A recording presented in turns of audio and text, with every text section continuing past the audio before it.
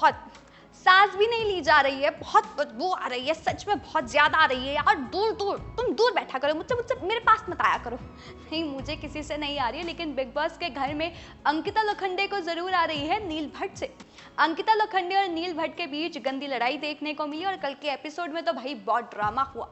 अब ये हुआ कि अंकिता ने कहा नील भट्ट तू फट्टू है, और नील भट्ट ने कहा तू खोखली है, और इसी के इर्द गिर्द पूरा एपिसोड भी निकल गया। अंकिता ने नील को आंटी तक कह दिया। अब आपको बताते हैं कि दरअसल ये शुरू कहाँ से हुआ। नॉमिनेशन स्पेशल था, एलिमिनेशन राउंड चल रहा था, तो उसमें एक राउंड हुआ, अनुराग को बैठा दिया भाई उस पर बाइक पर बैठा दिया कि जैसे ही फूं फूं पी पी बचेगी तुम्हें एक नाम लेना है, और बाकी कंटेस्टेंट्स को बोला कि जो भी आएगा वो फिर अगले पर्सन का नाम लेगा जिसे वो नॉमिनेट करना चाहता है। तो अनुराग जी तो हमेशा के लिए नॉमिनेटेड है, उन्हें तो उन्हें बिठा दिया बाइक पर, और उसके बाद बिग बॉस खानजादी से कहते हैं कि तुम तो इंटरेस्टेड नहीं हो बिग बॉस करने में, तो तुम भी बाहर आ जाओ। तो उस देर के लिए, मतलब उस वीक के लिए खानजादी को बिग बॉस ने नॉमिनेट कर दिया।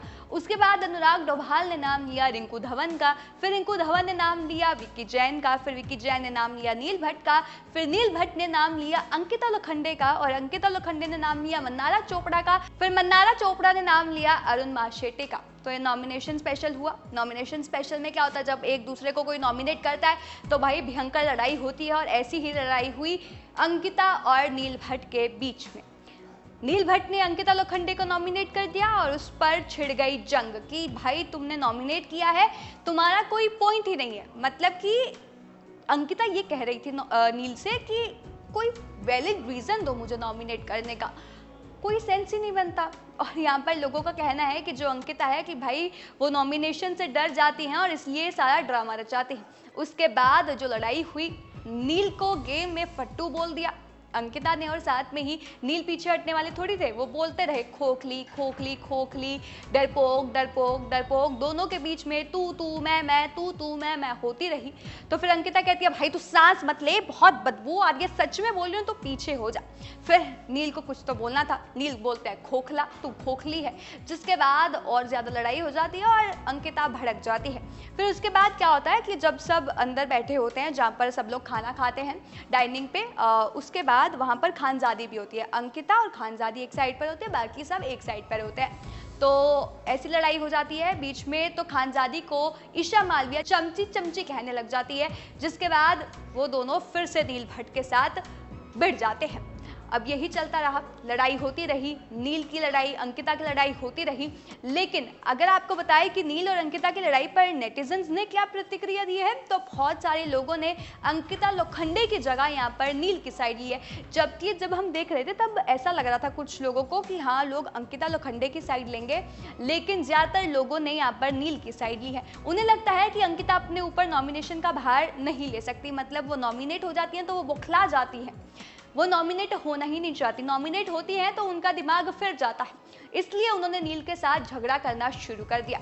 अब जिस तरह से नील ने अंकिता और खानजादी को बंद किया वो कई लोगों को पसंद आ रहा है। जिस तरह से उन्होंने उनकी बोलती बंद करवाई वो पसंद आ रही है, लेकिन बोलती तो बंद नहीं हुई, दोनों बोलते रहे। लेकिन हाँ, नील का वो जो एग्रेशन मोड होता है वो कभी कभी देखने को मिलता है, लेकिन अंकिता ने भी कम नहीं बजाई नील की। ऐसे भी कई लोग हैं जिनका मानना है कि नील गलत थे और उनकी लैंग्वेज सही नहीं थी, लेकिन जो मेजॉरिटी थी वो शायद नील भट्ट की साइड पर थी। चलिए आपको तमाम थोड़े से ट्वीट्स दिखा देते हैं कि अंकिता और नील की लड़ाई के बाद लोगों ने किसकी साइड ली। जैसा कि स्क्रीन पर आप देख रहे होंगे, आसिफ खान नाम के एक यूजर ने ट्वीट किया है, अंकिता लोखंडे वर्सेस लॉर्ड नील भट्ट, तू चुप। जैसे कि अंकिता कुछ बोलती हैं तो नील भट्ट बोलता तू चुप ऐसे करके। तो नील की यहाँ पर मिमिक्री की एक यूजर ने, उसके बाद एक और यूजर है जिन्होंने लिखा है लविंग द साइड ऑफ नील भट्ट। नील भट्ट की ये साइड बहुत पसंद आती है, जब वो एग्रेशन मोड में दिखते हैं अपने लिए स्टैंड लेते हैं। जैसा कि उन्होंने गिव बैक किया अंकिता लोखंडे को, जैसा उन्होंने ट्रीट बैक किया वो बहुत ही शानदार था, और उनको मिडिल फिंगर दिखाने की जरूरत नहीं है एंड स्टिल वो लोगों को क्रेजी बना देते हैं। मतलब हर चीज में गाली गलौज करने की जरूरत नहीं है, फिर भी वो अच्छी सी चीज है।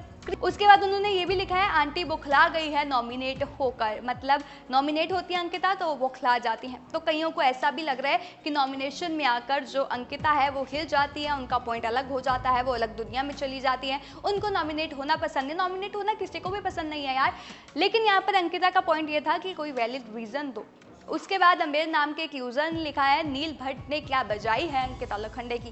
क्या आप लोगों को भी यही लगता है? और कमेंट्स पर चलते हैं तो एक ट्वीट करके लिखा है, अफरीन नाम के एक यूजर ने ट्वीट कर लिखा है, dam Ankita is so afraid of nominations. फिर वही बात, लोगों को लग रहा है कि अंकिता नॉमिनेशन से डर गई है। तो ज्यादातर लोगों ने नील भट्ट का सपोर्ट किया है, लेकिन कुछ यूजर्स हैं जो अंकिता के सपोर्ट में भी आए हैं। वहीं वलिया नाम के एक यूजर ने ट्वीट कर लिखा है, Ankita Lokhande is what the season is about. Ankita Lokhande ही है जो इस सीजन में है। The queen took all the wickets with perfection today. सबको गिराया, सबको मार गिराया, सबकी बोलती बंद करवा दी। तो कई सपोर्ट में है तो कई अपोज कर रहे हैं, और बहुत सारी यहाँ पर लोगों को सपोर्ट करते हुए देखा नील भट्ट को। कुछ ही लोग थे जिन्होंने अंकिता को सपोर्ट किया, लेकिन फिलहाल आप लोग हमें ये बताएं कि इन दोनों की जो लड़ाई हुई है नील भट्ट और अंकिता लोखंडे की, आप किसकी तरफ हैं, आप किसको सपोर्ट कर रहे हैं, वो हमें कमेंट करके बताएं। और तमाम ऐसे और जानकारी के लिए हमारे चैनल न्यूज़ बुक के साथ जुड़े रहें।